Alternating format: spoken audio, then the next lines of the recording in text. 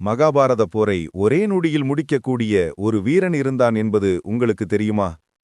பாண்டவர்களில் பீமனின் பேரனும் கடோத்கஜனின் மகனுமான பர்பரிக்காதான் அந்த வீரன். சிறு வயதிலேயே மிகவும் சக்தி வாய்ந்த போர் வீரனான அவனுக்கு ஒரு சிறப்பு வரம் இருந்தது. ஒரே அம்பில் எதிரிகளை அழிக்கும் சக்தி. சிவபெருமானிடம் வரம் பெற்று வாங்கிய 3 அம்புகள் அவனிடம் இருந்தன. முதலாவது எதிரிகளை குறிவைக்கும், இரண்டாவது பாதுகாக்க வேண்டியவர்களை குறிவைக்கும், மூன்றாவது முதல் அம்பு குறிவைத்தவர்களை அழிக்கும்.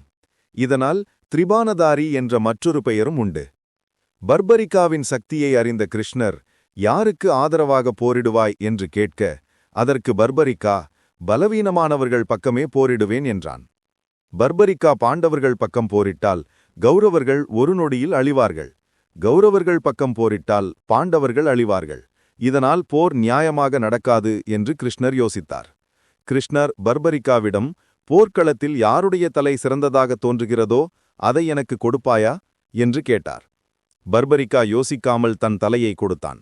அந்த தலையை ஒரு மலையின் மீது வைத்து மகாபாரத போரை காண செய்தார் கிருஷ்ணர். போரின் முடிவில் யார் வெற்றிக்கு காரணம் என்று விவாதம் நடந்தது.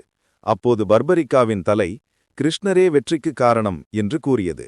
பக்தியும் வீரமும் மட்டுமல்ல, தியாகமும் உள்ள ஒரு வீரனின் கதை பர்பரிக்கா. உங்களுக்கு இந்த கதை பிடிச்சிருக்கா? கமெண்ட்ல சொல்லுங்க. லைக், ஷேர், சப்ஸ்கிரைப் பண்ணுங்க.